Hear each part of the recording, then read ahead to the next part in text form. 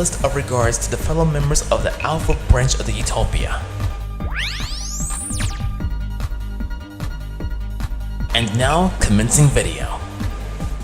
Hello everyone, my name is the one and only Silverreploid CLE. How are you guys doing on YouTube? That's right, the Silverreploid / Inkling coming at you live looking fresh in the flesh on the net, stream or non-stream, and welcome back everyone to another video. First things first, hope you guys are having a very blessed and safe Monday this far, and let's just jump into our reaction right here, probably the only one we have for today because, well, gonna get back to doing some more music commissions because, well, got some big ones coming in.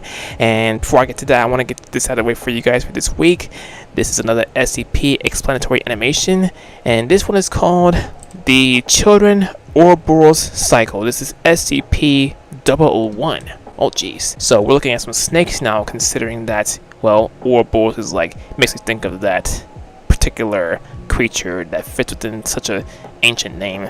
But before we get to that, guys, I want to give a special shout out to a special someone on behalf of the community, and she also was the one who hired me as one of the animators for her project, which I really need to get back to doing because, well, ever since I have my hands tied with a lot, I've been very slow at that. But either way, guys, for now, I want to give her a big special shout out on video, and she's very special because, well, you know, she goes by the name of Skylar Karate Girl. So shout out to her. There's she's watching. Much love to you. Happy birthday today. And yeah, today's her birthday, guys. So yeah, guys, make sure you check her out. I'm gonna add her channel in the description. Make sure you subscribe to her channel too. Get it to 1K. She's literally almost there. And with that being said, guys, and hopefully at some point in time I'll get back to working on the project that we have going on. And yeah, with that being said, let's get started with this SCP animation that we have right here. Before we start the reaction, guys, for those who are new to the channel, thank you all very much as always for tuning in, and of course giving the channel a very excellent glimpse. Your everlasting love and support are greatly appreciated yours truly. Please do not hesitate to like this video if you enjoyed, leave your comments down below, and please don't forget to hit the subscribe button with the notifications activated. Also, big shout outs to members on behalf of the Utopian branch, aka the membership branch. If you also wish to become a member on behalf of the Utopian branch, please refer to the join button, review the perks, and when you join, the perks will be granted to you by yours truly. Make sure you also subscribe to SCP Explained for more of their explanatory animations. As always, everyone, the channel is provided in the description, comments in the outro. And guys, with that being said, let's go ahead and check out this animation right here, the Children Ouroboros Cycle. We shall see how it goes, and that'll be all for today's reactions. Rolling clip now. Hi everyone, before continuing, it is with great pleasure to let you guys know that I made a cameo. If you'd like to receive a personal video shout out from me, whether it's your birthday, your wedding day, or if you even like to receive a congratulatory shout out for your gaming achievement, sporting achievements, social media account milestones, and so much more to help you to also start your cameo journey, please refer to my link located in the video description. The desert is still. The night seems endless, silent, and at peace, until it's pierced by the sound of gunshots and screams. Deep in the Sahara, the SCP Foundation is waging war against a newly discovered enemy. A squad of Foundation agents is retreating, trying to get away from the ones who massacred their allies. They were attempting to eliminate the threat using conventional means, but their rifles were no match for the reality-bending entities of the Kingdom of Abaddon. The retreating agents cover one another as they make their way back to the extraction point. The enemy force advances. Agents that are caught too close to the sorcerers of Abaddon disintegrate into thin air. This is not an enemy they can defeat.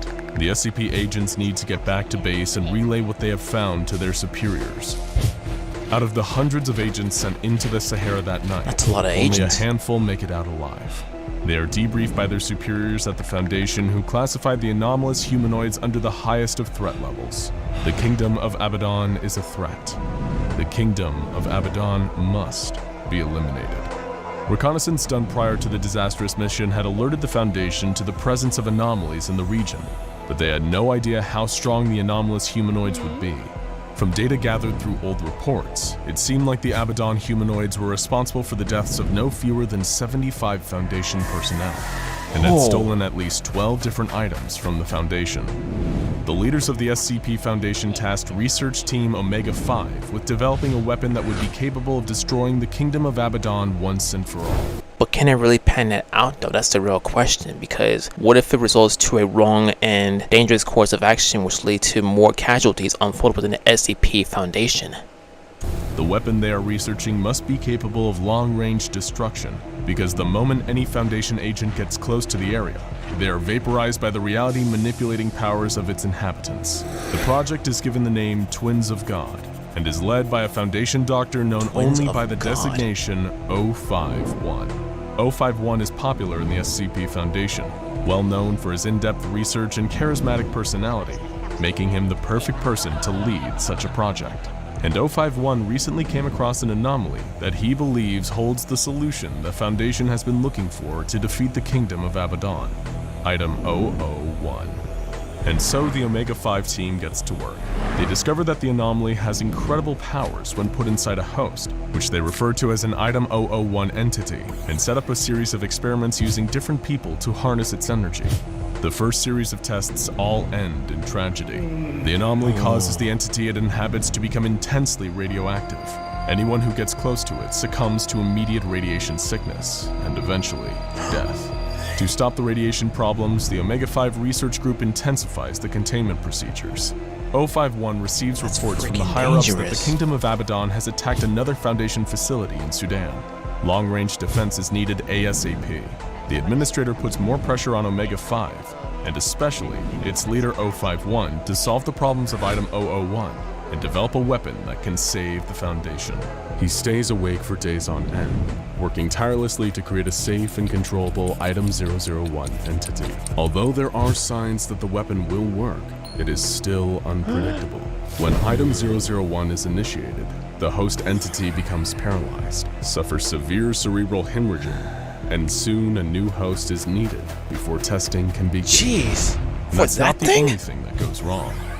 Whenever the anomaly is put into a new host, sudden and random destruction of on-site structures and personnel take place. 051 knows, though, that if this power can be harnessed and controlled in the right way, that it could be the weapon that the Foundation needs to wipe out the Kingdom of Abaddon once and for all.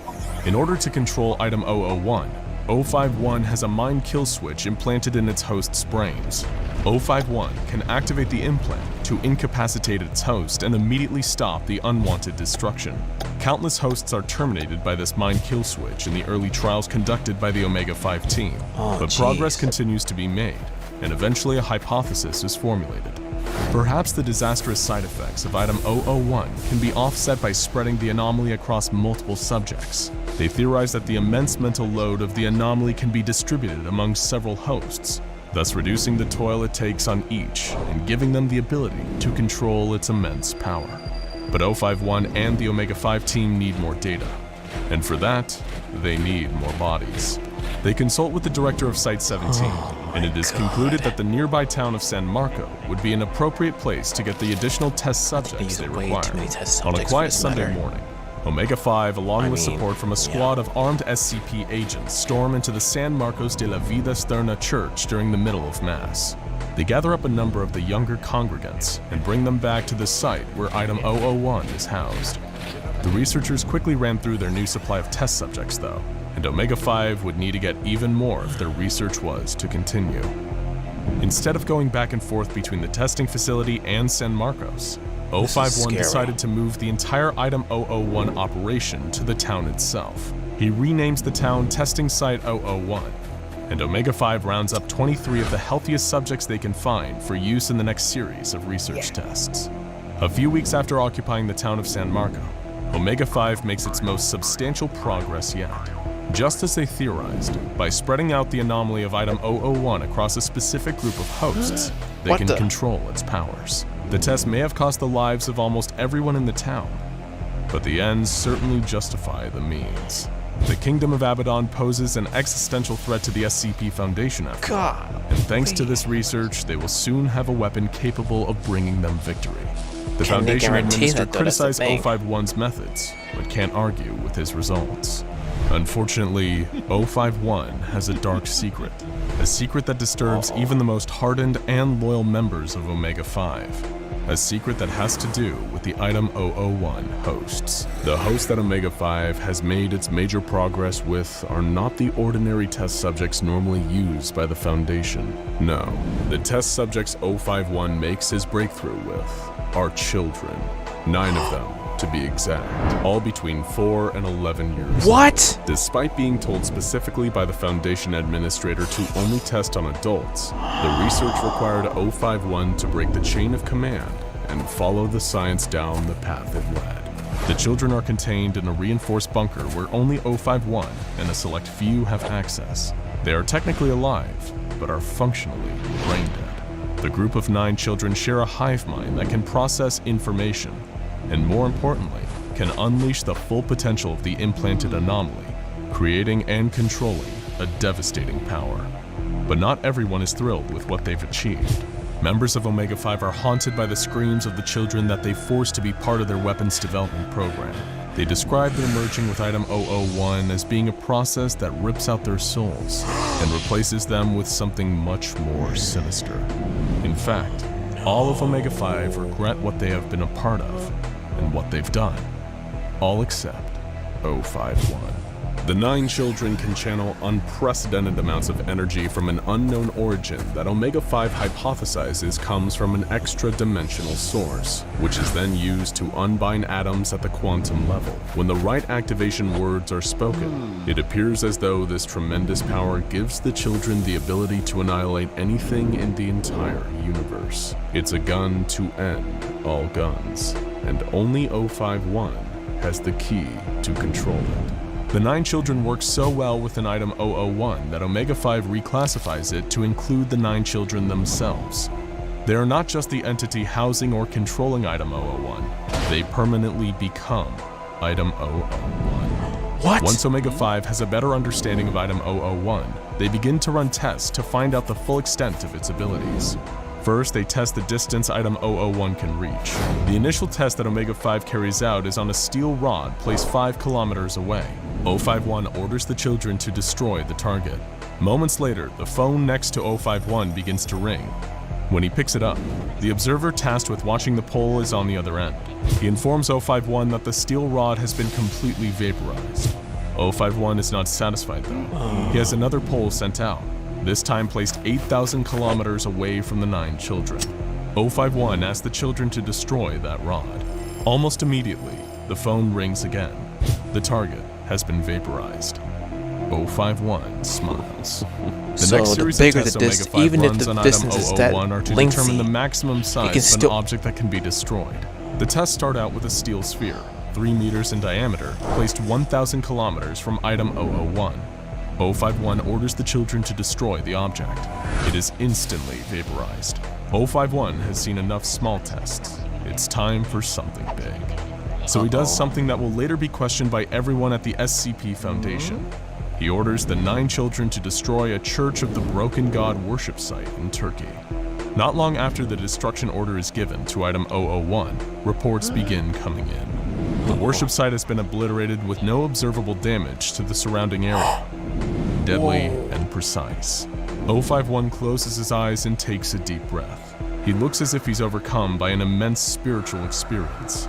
He opens his eyes, leans over to the children, and whispers the name of someone. Oh no. Later that day, 051 finds out that the target he had named has been vaporized. The success of Omega-5 in Item 001 is relayed to the administration of the Foundation. They are so impressed that they make plans to use Item 001 to eliminate the Abaddon threat once and for all. However, one of the heads of the Foundation, Administrator Williams, has major concerns about the way 051 is running the program.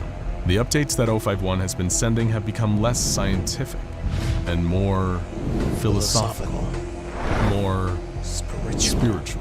Administrator Williams sends a letter to 051 reassuring him that he is doing good work, but once the mission to destroy the Kingdom of Abaddon is completed, 051 will be promoted to Director and reassigned to the newly constructed Site-19. For the good of the Foundation, and maybe the rest of the world, he'll be permanently moved away from Item 001.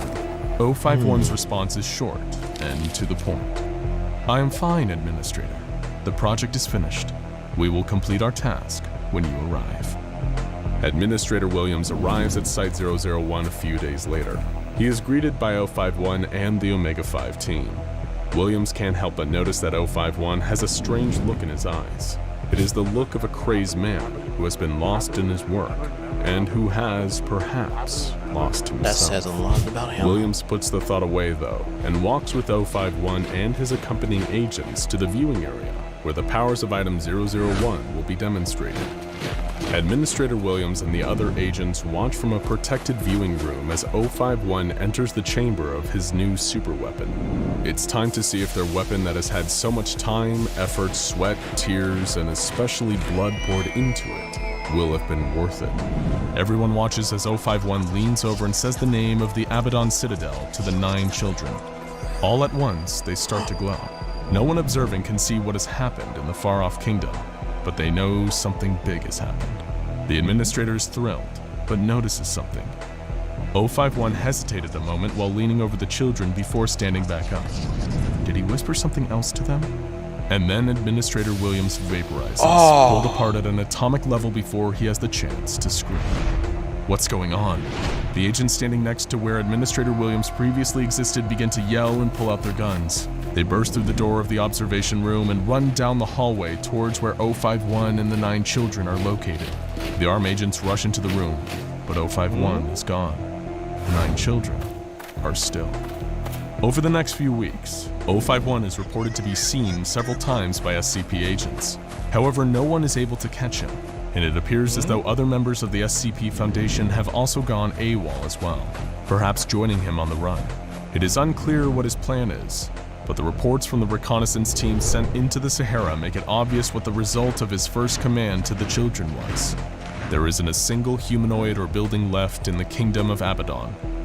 But even with this victory, the highest levels of the SCP Foundation have an ominous thought lurking in the back of their minds. Where did 051 go? And what is he planning to do next?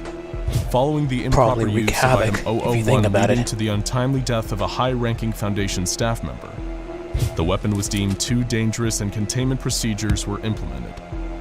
Due Exactly to the my high amount point. of radiation they were found to emit, the 9 children were placed into lead-lined bags and buried under 50 meters of concrete beneath the church of San Marcos de la Vida Eterna. Though all of the children continued to be functionally brain-dead, they still display signs of life despite their containment, and by order of the Overseer Council, have been classified as a thaumial entity. Now go. Oh man, this is just way too freaking dark. So, yeah, we can already be inclined to say that 051 is very heinous news when it comes to annihilating certain things, and when he utters a certain name of a certain individual or more to those children, it's literally Thanos snap at that point. So that was SCP-001, where they were trying to develop a secret weapon to annihilate the kingdom of Abaddon when the clan of Abaddon vaporized the soldiers of the SCP Foundation, and they were trying to develop a plan as to how to annihilate the entirety of the kingdom of Abaddon once and for all. And 051 was like trying to use a secret weapon that also involved brain dead and alive children from ages from 4 to 11 years old, which is a very overwhelming age group, if you will, considering that they're kids being utilized for test subjects. This was the most darkest part about it, considering that they have kids involved in the laboratory for many tests to test the vaporization of certain items, no matter the distance and whatnot, whether it's 5 kilometers, 8,000 kilometers, 1,000 kilometers, no matter what it is. And if 051 whispers a certain name and whatnot, then it's literally a wrap, even location additionally. And the fact that they actually use children to carry out the annihilation of certain things or certain locations and whatnot, that's freaking scary. So, yep. And in the aftermath of that, in the aftermath of eliminating the kingdom of Abaddon, it was literally the curtains fell. Well, quote unquote curtains fall, because, well, they have not a clue as to where 051 is now. Not to mention that he also annihilated the higher director of the SCP Foundation. And that was also the scary part about it, considering that he had this insane power to wreak havoc and cause Thanos snaps to every single individual or every single location who he named. He have the children carry out Annihilate for him, and it's just honestly, this one gave me the shudders. But yeah, at any rate guys, that goes to show you that science experiments can be very scary, especially when it comes to test subjects involved. So yeah, that right there is my reaction to the explanatory animation SCP-001, the children Ouroboros cycle, which I thought had something to do with snakes, but frankly it wasn't. This literally dove down the different path. It pivoted to a different route in terms of topics and whatnot. But either way guys, there you have it. So there is my reaction to the animation. Hope you guys enjoyed it very much, and if you did, as always everyone, please hit the like button, leave your comments down below, and please hit the subscribe button with the notifications activated. Also, make sure you subscribe to SCP Explained for more of the explanatory animations. As always guys, the channel is provided in the description, comments on the outro, and guys, my social media, Twitch, and my song list are provided in the description as well.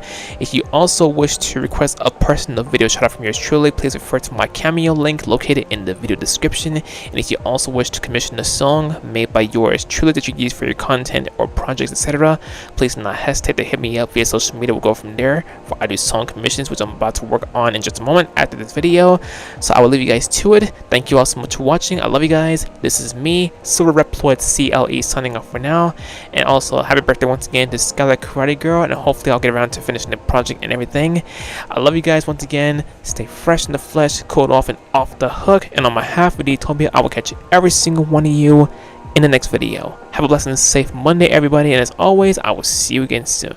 Love you guys. If you love music, and if you would like to partake in support of my channel by purchasing music, please refer to my song list down below. Hey guys, Silverreploid CLD here. I want to thank all of you for watching this video. Please smash on the like button, subscribe for more content if you're new, and please turn on the push notifications. And also, please make sure you check out my other videos or any video on display and show tons of love and support for not only me, but to those who are also involved. Have a great one, and I will see you guys in the next video. Bye!